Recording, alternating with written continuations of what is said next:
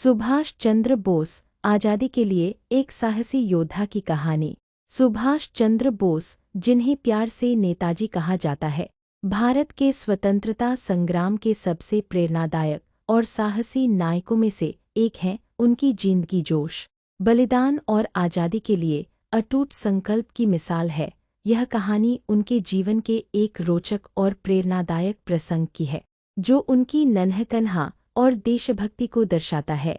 शुरुआती जीवन और देशभक्ति की जड़ें। सुभाष चंद्र बोस का जन्म 23 जनवरी 1897 को उड़ीसा, अब ओडिशा के कटक में एक संपन्न बंगाली परिवार में हुआ।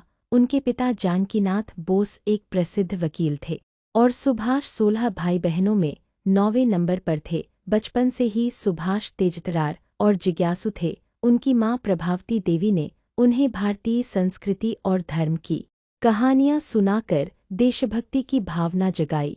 सुभाष की पढ़ाई कटक और कोलकाता में हुई और वे बेहद मेधावी छात्र थे। 1918 में उन्होंने कोलकाता के प्रेसिडेंसी कॉलेज से दर्शनशास्त्र में स्नातक किया और फिर अपने पिता की इच्छा पर इंडियन सिविल सर्विस आईएएस की परीक्षा देने इंग्लैंड गए। 1920 में उन्होंने आईसीएस की कठिन परीक्षा में चौथा स्थान हासिल किया, लेकिन उनके मन में विदेशी शासन के लिए काम करने की कोई इच्छा नहीं थी।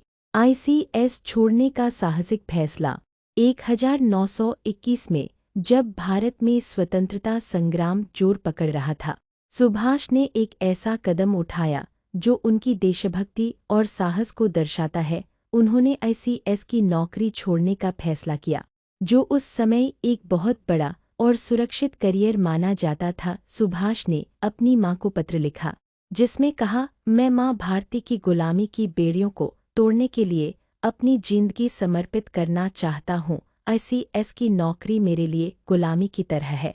उन्होंने अपने बड़े भाई शरद चंद्र बोस को भी लिखा कि वे भारत लौटकर स्वतंत्रता संग्राम में शामिल होना चाहते हैं। 1921 में सुभाष भारत लौट आए और महात्मा गांधी से मुलाकात की। हालांकि उनकी विचारधारा गांधी जी के अहिंसक आंदोलन से अलग थी। सुभाष का मानना था कि आज़ादी केवल सशस्त्र क्रांति से ही मिल सकती है। आज़ाद हिंद फौज और तुम मुझे खून दो। सुभाष की सबसे बड़ी उपलब्धि थी आज़ाद हिंद फौज, इंडियन नेशनल आर्मी (INA) की स्थापना 1941 में। द्वितीय विश्व युद्ध के दौरान सुभाष ने ब्रिटिश हुकूमत से बचकर पहले जर्मनी और फिर जापान का रुख किया। वहां उन्होंने जापान की मदद से 1943 में आज़ाद हिंद फौज को पुनर्गठित किया। सिंगापुर में उन्होंने अपना प्रसिद्ध नारा दिया, तुम मुझे खून दो, मैं तुम्हें आज़ादी दूंगा। इस नारे ने हजारों भारतीयों को प्रेरित किया और INA में महिलाओं, पुरुषों और यहाँ तक कि प्रवासी भारतीयों ने भी हिस्सा लिया। एक प्रेरणादायक किस्सा उस समय का है, जब सुभाष ने रानी झांसी रेजिमेंट बनाई, जो पूरी तरह महिलाओं की सैन्य टुकड़ी थी। कैप्टन लक्ष्मी सहगल के नेतृत्व में यह रेजिमेंट युद्ध के मैदान में उतरी। सुभाष का कहना था, आज़ादी की लड़ाई में पुरुष और महिला बराबर हैं। उनकी यह सोच उस समय के लिए क्रांतिकारी थी। रहस्यमयी अंत और विरासत। 1945 में द्वितीय विश्व युद्ध के अंत में INA को हार का सामना करना पड़ा। 18 अगस्त 1945 को ताइवान में एक विमान दुर्घटना में सुभाष की मृत्यु की खबर आई, लेकिन उनकी मृत्यु आज भी एक रहस्य बनी हुई है। कई लोग मानते हैं कि नेताजी जीवित रहे और गुप्त रूप से भारत की सेवा करते रहे।